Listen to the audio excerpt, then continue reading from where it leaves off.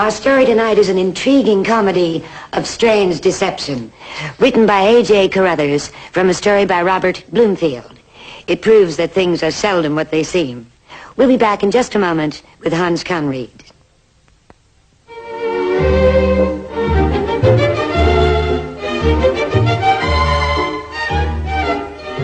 This is Wainwright, a typical American college.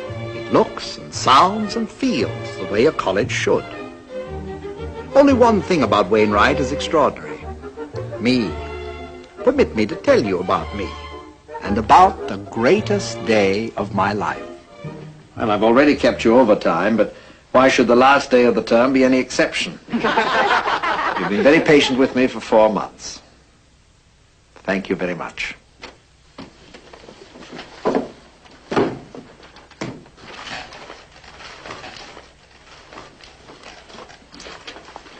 Hey, Dr. Brent? Oh, yes, Hank? We of Chemistry 2B would like to congratulate you on winning the Science Journal Award. Yeah. Thank you. Well, we just wish we could all be there at that banquet tomorrow. To make a little noise for you. Well, I appreciate that, Hank. You know the way you compare knowledge to good wine? The longer it ages, the better it is? Well, I find that allusions to alcohol are almost always remembered. Oh, here's some good wine. Huh?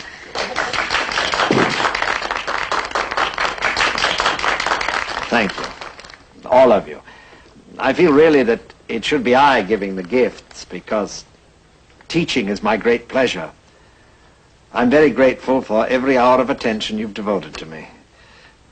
Good luck to you all.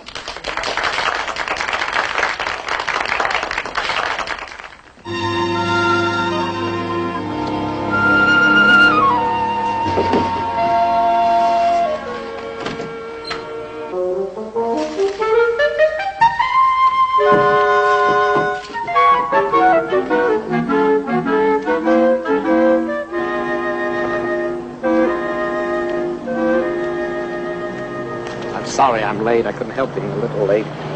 I wasn't going to say a word about it. Weren't you? You should. By keeping you waiting out here 10 or 15 minutes. 20 minutes. You're later than usual today. Well, I am sorry. Well, you're looking very pink-cheeked and bright-eyed today. Am I? Well, I'm happy about tomorrow. A Wainwright faculty member winning the Science Journal Award. It's a terribly exciting thing. Important visitors from other schools. Newspaper reporters and photographers. It'll only be the greatest day in my life. No, the second greatest day. What was the first? Oh, that's still in the future, too. Need I tell you? No.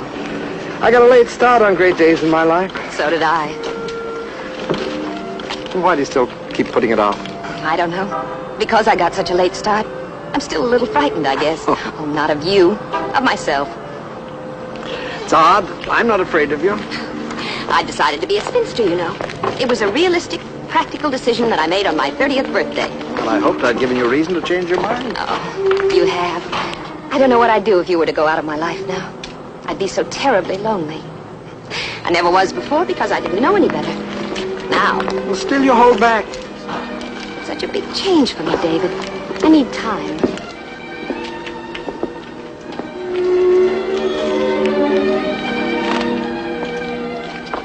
There go the campus lovebirds. Oh, you better be careful or I won't take it to that relief party tonight, and I know how much you want to go. As a matter of fact, I do want to go. I've never been to a student party before. A real student party. They never invited the ghost. Oh, the ghost. That was the only name I knew for the president's daughter and the head librarian for the longest time. But I found you to be very much of flesh and blood. I found that, too. What time shall I call for you? Is 8 all right? Oh, it's too far away. 7:30 then. And that's the best I can do.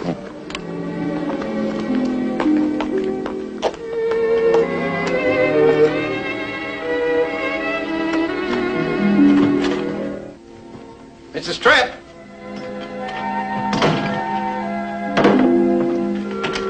Mrs. Tripp! Your housekeeper's gone to the grocery.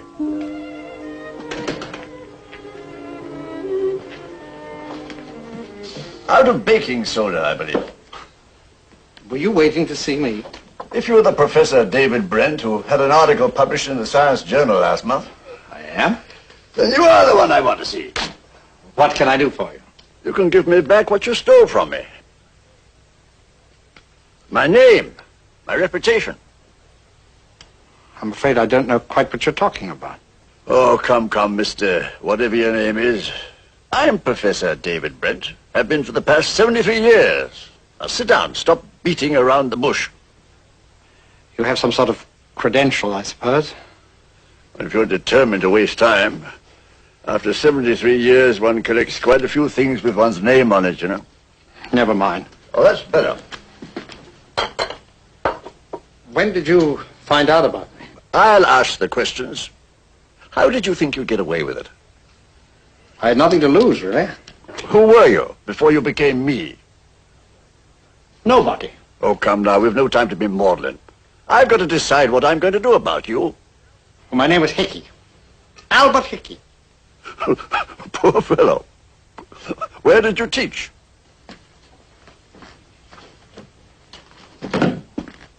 We were both on the staff at Winston. You were on the Winston faculty. I don't remember you. Well, no, you wouldn't. I was a janitor. A janitor? In charge of the second and third floors of Creighton Hall. I told you I had nothing to lose. So I see. Whatever possessed you to masquerade as a teacher, a biochemist? It was an accident, really. An accident? Professor, how would you like a drink? Oh, I'd like one very much. Unfortunately, it's forbidden. Doctor's orders. I'm sorry. Not so sorry as I am. Old age is a disaster. Would you mind very much if I indulge? Not at all. I will have a glass of water, if you'll be so kind. So it's finally come. I've had to expect this moment, of course. I thought many times what I do. And through the years, my attitude has undergone a tremendous change. At first I thought I'd run for it. Let you in the front door and go out the back. Very shallow thinking, it seems to me. You see, I'm not doing it. And then I went through a period when I thought I should defy you. Insist that I was indeed David Brent, and you were the imposter. But I gave that up, too. What's your latest plan of procedure, may I ask? Realism. I'll state my case and endeavor to convince you that I deserve to be Professor David Brent, and that you do wrong in attempting to interfere with a good and useful life. You have a fat chance. That's my best one, nevertheless. Now, you're a reasonable man, aren't you? Oh, you needn't answer that. You wouldn't be here if you weren't. You would have gone to the president of the college or some scientific organization. I trust you haven't done anything of that sort. Oh, I must confess, I was too curious to bypass you. Ah. Well, then, allow me to satisfy your curiosity. You were a janitor at Winston? Yes. And several months after you retired, I came across some old records and papers. Upon making inquiry, I learned that you'd gone off to the Orient, presumably to stay. So I decided to make use of my discovery. I decided to become Professor Brent. You just decided. Well, I'd always had a flair for science. A janitor with a flair for science becomes a professor in a respected college. Something more than a flair, actually, a talent. Oh, now it's talent. But I was first and foremost a student of science. I spent hours in the library every day, researching my favorite subject, biochemistry. It was my whole life. And then suddenly one day, like a gift from heaven, came this chance about which I'd always dreamed. A chance to become a professor. A chance to be recognized, listened to. So you use my name and my credentials to apply for a position? At a rather obscure college on the West Coast. All colleges on the West Coast are rather obscure. My application was accepted. Naturally. I'm sure they were overjoyed to have you. Or me, rather. And I got along very well there. I had some articles published. Then about a year ago, I was offered this post here at Wainwright. The thing snowballed. Snowballed? My formal education, Professor, ended with the 9th grade. But I'm a born teacher. If you could only hear me lecture, read some of my articles. I read one. The one that brought me here. Well? It was interesting. Interesting? It was quite good. You know, you chose your field wisely. Biochemistry is a science with comparatively few rules. Well, surely you're not going to belittle my accomplishments, Professor. The name is yours, but the work is mine, and the work is good. It's fair. Good. Here is my last article.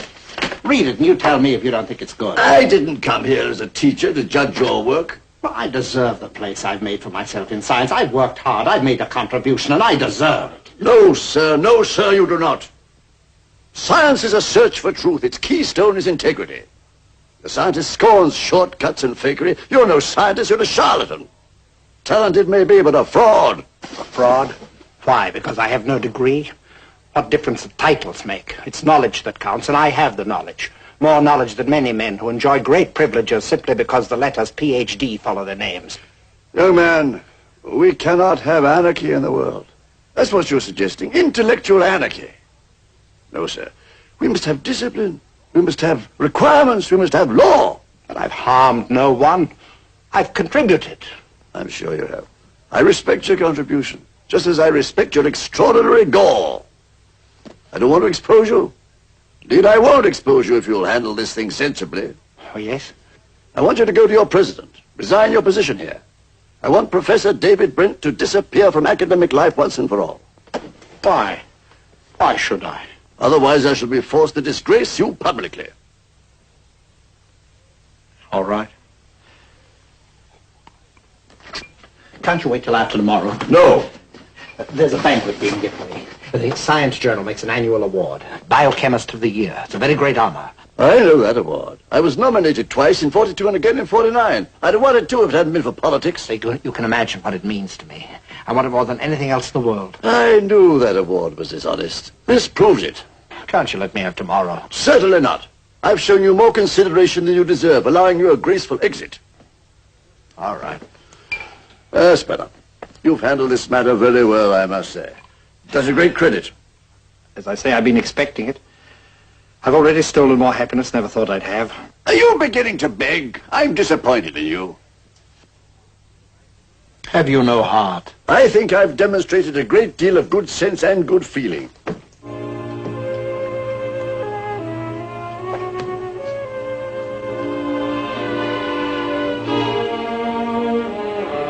Do you mind if I ask you a few questions now? What sort of questions? What made you come back after all that time? I began to hope that you were gone for good. Thought I died of some strange disease in the Orient? One can always hope. No such luck. If anything, Chinese cooking and herbs have prolonged my life. Found your Shangri-La, have you? Well, doesn't your family worry?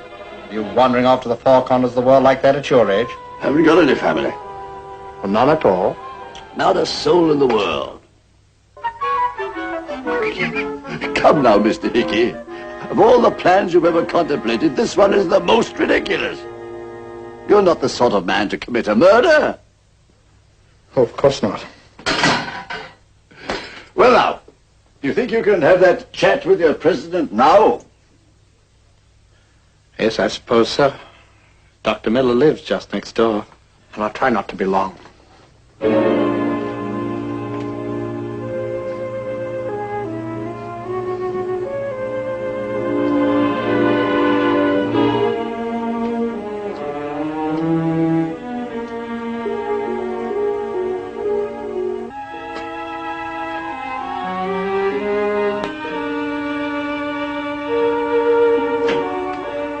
David, you're 2 hours early. I'd like to see your father. Oh, he'll be a few minutes. He's got someone with him. I'll wait.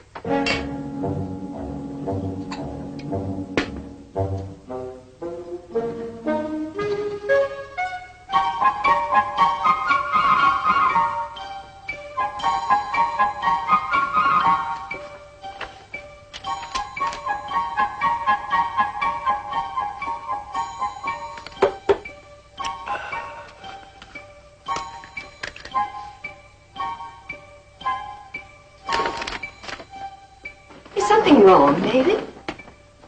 No. I don't believe you. As a matter of fact, there is something wrong. Would you like to tell me? Oh, it doesn't concern you, Lorraine. Everything about you concerns me, David. I'm sorry, Lorraine.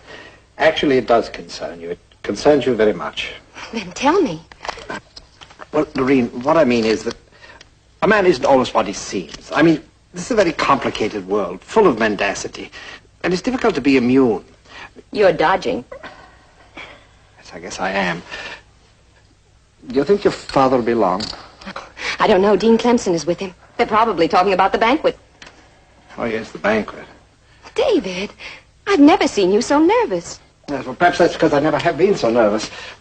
Lorraine, when you want something very much, and you think you deserve it, but still you can't seem to get it because one of the way things are... Yes? What should you do about it? Could you be a little more specific? Well, it's like us. Now, I want very much to marry you. Perhaps I don't have the right, but that doesn't stop me from still wanting to and trying to persuade you. I've tried to explain my hesitation isn't because of you. I want to marry you. But supposing things weren't what they seem. Supposing there weren't going to be any banquet tomorrow. You don't have to prove yourself to me. I've been selfish. I know that. Terribly selfish. I'm ashamed of it. I cling to my old fears, my old confusions. No, honestly, Lorraine. David, I'm not going to do it anymore. I'll marry you whenever you want me But to. I don't mean that. I'm just trying to offer an example. I'm trying to point... What did you say? I'll marry you whenever you want. Tomorrow, even. Shall we make it your first and second greatest day all at once?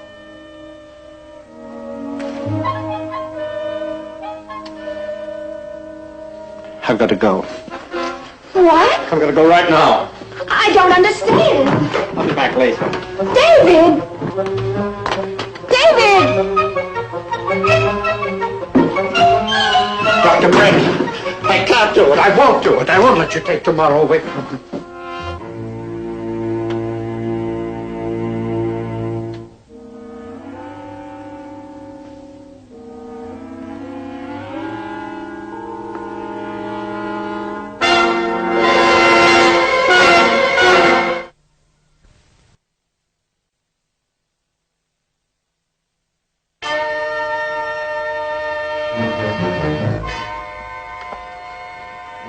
David? David? David!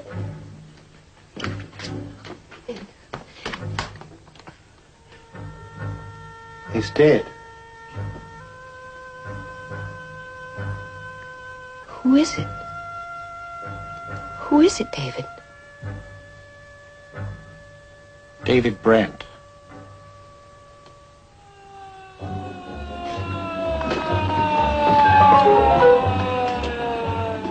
Police. David, are you all right? We just got a call from switchboard. The operator said... Say, aren't you Professor Brent? Yes, I am. Oh, she said Professor Brent was having a heart attack. Yes, well, she was right. At least she wasn't wrong. But it wasn't I. No, it was him. I mean, he. Oh, well, I brought the oxygen. I'm afraid it's too late for that. Oh?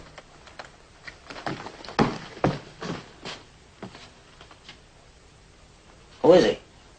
Yes, David.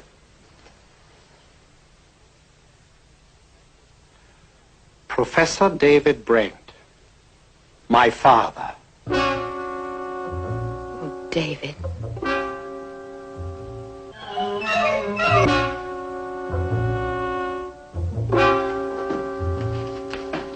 What a terrible thing. Yes.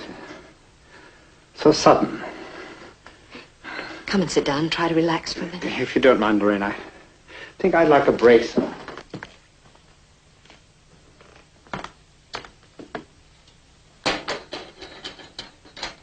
I don't think you've ever mentioned your father before. Well, we didn't get along, really. Today was the first time I'd seen him in years. We argued again. Poor David. He was a nice old man, really, despite our differences. I'm sure he was. Is there anyone we should notify? No. No, I was all he had in the world. Did he know about tomorrow?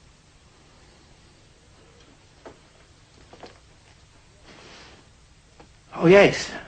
Yes, of course he did. How sad that he won't be there to share your honor. Yes, isn't it? David, You mustn't feel guilty. Well, why should I? Because you argued with him. No, I won't feel guilty. Oh, good.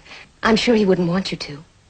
There may have been trouble between you, but you are his son and you'll be carrying on his name.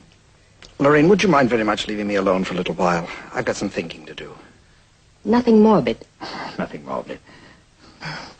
All right. Call me if you need me. All right.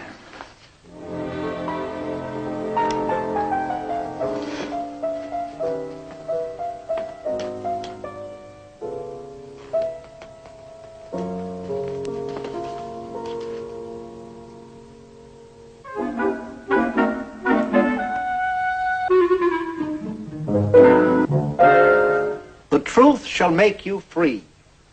We in science search for the truth because it has been promised us that the truth shall make you free. Sometimes our methods may seem roundabout, perhaps even devious, but there are no clear and lasting rules for finding truth. Who can say, this is the way?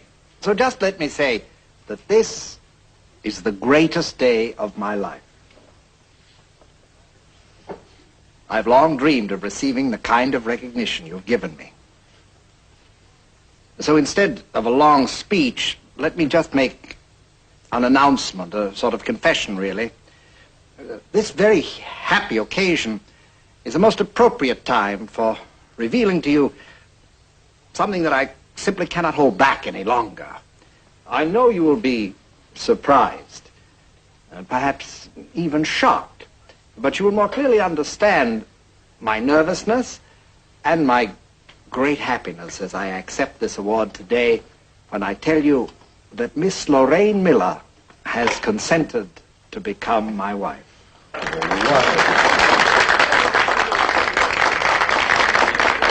you see, I don't exaggerate when I say this is my greatest day.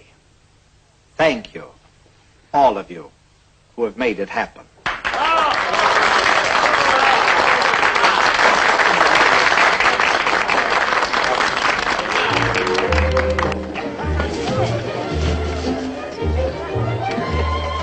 I had everything. The honor, the glory, the girl. It was delicious. But wait, the story isn't over. I gave it all up.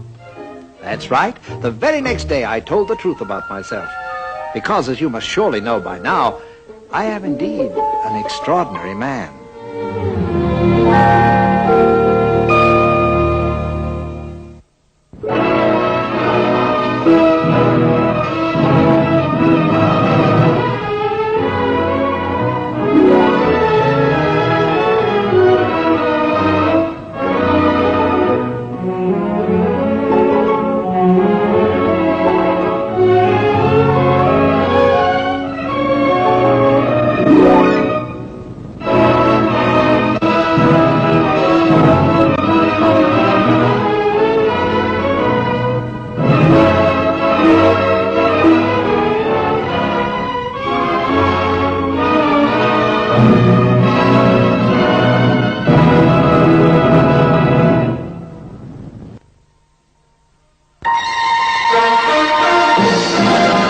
This has been a 4-star production.